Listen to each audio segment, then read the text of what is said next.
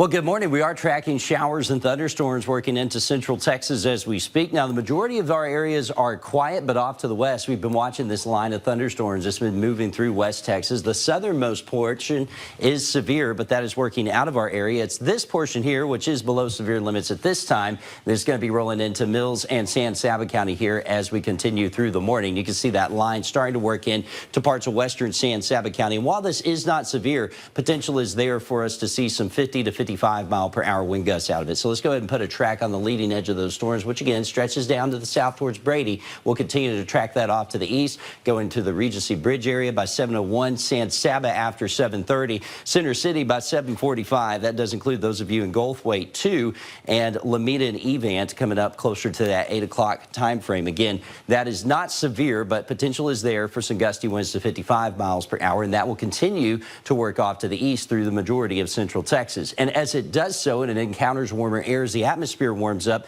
it's not out of the question that one or two portions of it could turn severe briefly, with the threat for hail and wind out of it. Hail up to the size of $0.5, winds to 60 miles per hour will be possible if any of those storms can ramp up. Again, that's a small chance, but we will monitor it as it does work through central Texas. Let's look at that timing. And again, the timing's off by a half hour or so as it's starting to build here on Future Track. Notice what happens as we go through the morning hours. That continues to spread east across central Texas, and the models are showing the potential for a little bit of curvature to this, which tells me there is, at least within the atmosphere, that energy required to produce some of those gusty winds. So we'll monitor that as that comes through. Potentially working into the I-35 corridor closer to around 10 o'clock this morning as it moves through. And again, if we can warm up into the 80s ahead of this, that will help to fuel those storms, and then eventually pulling out of our area after midday, eventually out of the eastern counties later on this afternoon. I think after that, we'll have a lot of sinking air in our atmosphere, which will help to limit thunderstorm development. So this is likely going to be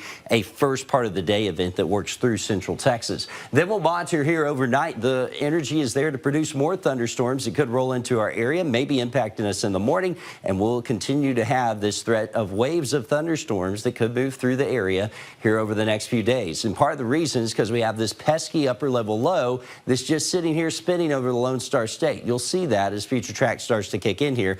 As that happens, that swings little lobes of energy over us, and each time one of those passes, we'll see shower and thunderstorm development. Problem is, the models really are not great with that when these events occur, and so the timing is going to be something that we really won't know until about 12 hours out. That's why you need to stay tuned to the forecast. We'll keep those little pesky storm chances around here for the middle of the week, and by the weekend, I think we'll lessen some of those storm chances, but by the time that's done, the potential's there for some of us to see some 4+ rainfall totals. So